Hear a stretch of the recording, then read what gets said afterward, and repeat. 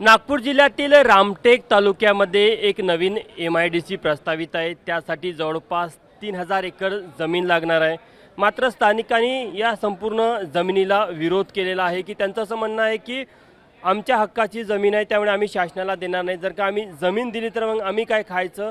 यासाठी या संपूर्ण गावातील महिला आपण बघू शकतो की नागपूरमध्ये आलेल्या आहे। प्रशासकीय अधिकाऱ्यांना त्या भेटणार आहे आणि आपली मागणी त्यांच्या पुढे मांडणार आहे। तुम्हाला विरोध काय आहे? कारण की जर MIDC आली तर उद्योग तिथे येईल, उद्योग आले की रोजगार निर्माण होईल। आम्हाला मेन म्हणजे आमची शेती सुपीक आहे सर, तर आम्हाला आमची जमीन द्यायचीच नाही आहे। आम्हाला MIDC नाही हवी, आम्हाला आमची शेतीच हवी आहे। तुमचं काय? आमचा शेतीचाच उद्योग छान आहे। आम्ही शेतीच करू आणि आपलं पोट भरून आमचे मुलं बाळ पण। तुमच्याकडे किती एकर शेती आहे? आजी माझ्याकडे आहे 25 ते 4 मुलं आहेत, त्याला वाटून दिलं। आमच्या पोटापुरती ठेवली तर हे लोक असे तंग करून राहिले आम्हाला। आम्ही 10 करोड एकट बी देईन तरी आम्ही देऊ शकत नाही। मोजणी आले आमच्या गावाला तर आम्ही मोजणी नाही होऊ दिली। असाच आंदोलन करून 2, 4, 500 लोक आमच्या गावातले बसलो आम्ही, बिगर ताईनीनं बिगर पाण्यानं आणि बिगर अन्नानं, पण आम्ही मोजणी शेतात जाऊ दिली नाही। जे लोक आले त्यांचं काय म्हणणं होतं? त्याचं म्हणणं होतं की आम्हाला मोजणी करू द्या, तुमच्या शेताची मोजणी करू द्या। काय म्हटलं? आमच्या शेतात एकरी 20 क्विंटल कापूस होतं सर, त्याच्यामुळे आम्हाला द्यायचीच नाही। आमची सुपीक जमीन आहे, पडीत जमीन टाकली आहे सरकारने, म्हणजे बंजार जमीन आहे म्हणून आम्ही MIDC करत आहोत असंच टाकलं आहे सरकारने तिथे, पण आमची पूर्ण जमीन सुपीक आहे सर। तुमचं असं म्हणणं आहे की जे पडीत असेल ती घ्यायला पाहिजे? आमचं मेन म्हणणं आहे की जे पडीत जमीन आहे, जिथे जंगल आहे काही आहे तिथे घ्या ना तुम्ही जमीन, पण आम्हाला आमची जमीन द्यायची नाही आहे। मेन गावाच्या पलीकडे आहे जंगल एरिया आहे, ते घेतले पाहिजे। तुमची सुपीक जमीन नाही घेतली पाहिजे? नाही, आमचा एकरी 20 क्विंटल 25 क्विंटल कापूस होतो। आजी तुमच्याकडे किती शेती आहे? माझ्याकडे 12 एकर शेती आहे, 2 मुलं आहेत। आमचे मुलं ड्युटी पाणी करू शकत नाही, आमचे नातू नत्रही करू शकत नाही। आमचे अंगठा साहेब मुलं आहेत, आमचे मुलं कुठं ड्युटीवर जाऊ शकत नाही।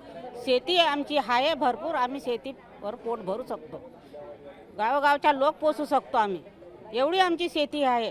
किंमतवर शेती आहे आमची। गावामध्ये काय म्हटलं? 400-500 वर्कर बाहेर गावून आमच्या गावामध्ये हर रोज येतात।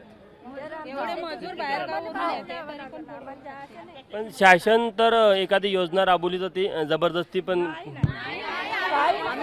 आम्ही जबरदस्ती कोणती योजना राबवू देणार नाही।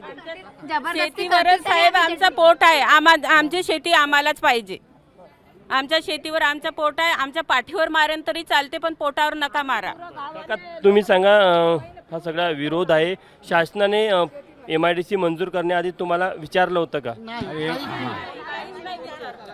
मी गावकऱ्याकडून विषय मांडत आहो की आम्हाला MIDC बद्दल कसलीच माहिती गावकऱ्यांना दिली नाही, कुणालाच दिली नाही। आमची जमीन जी आहे की नाही पूर्वीपासून उठीत आहे आणि सुपीक आहे, उपजाऊ डबल फसल देणारी आहे। आमचे गावचे मजूरसुद्धा त्याच्यात रपतात, आमचे शेतकरी बी डबल फसलची शेती आहे आमची। आमचे मुलं बाळं त्याच्यात रपतात, वल्लो पारडीची शेती आहे, चांगली शेती आहे, आणि हे शेती आम्ही MIDCला देत नाही। 22 ठीक आहे, एक मिनटं यांचं घेऊ द्या, 1 मिनटं। मला सांगा, तुमच्या मुलांना रोजगार मिळेल असं वाटत नाही का तुम्हाला? आम्हाला रोजगार नाही पाहिजे, आम्हाला आमची शेतीच पाहिजे। आमचे मुलं आमच्या शेतीचेच काम करतात, आमचे मुलं तुम्ही पुढे या, 1 मिनिट। आम्ही शेतीमध्येच पिकून खाताय ना, आम्हाला कशाला रोजगार हवा आहे? आमची शेतीच आम्हाला हवी आहे ना।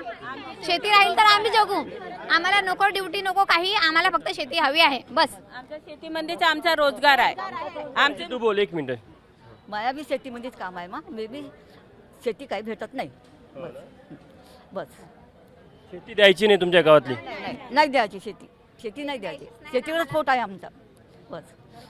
आम्हाला आपण बघू शकतो की रामटेक तालुक्यामध्ये जी प्रस्तावित MIDC आहे त्यासाठी हे सगळे गावकरी असेल, महिला असेल, हे सगळे इथे आलेले आहे आणि त्यांचं असं म्हणणं आहे की आम्हाला शेती द्यायची नाही। याआधी त्या MIDCच्या अधिग्रहणासाठी जमिनीची मोजणी करायला काही कर्मचारी आले होते, त्याचा देखील विरोध झाला, तेव्हा देखील शेतकऱ्यांनी आंदोलन केलं होतं। त्यामुळे निश्चितच या शेतकऱ्यांचा जो विरोध आहे, त्यांच्या ज्या मागण्या आहे, यामधनं आता सरकार कशा प्रकारे मार्ग काढते हे बघणं महत्त्वाचं असणार आहे। कॅमेरामॅन अतुल हिडेसह तुषार कोहळे, ABP माझा, नागपूर। ABP माझा, उघडा डोळे बघा नीट।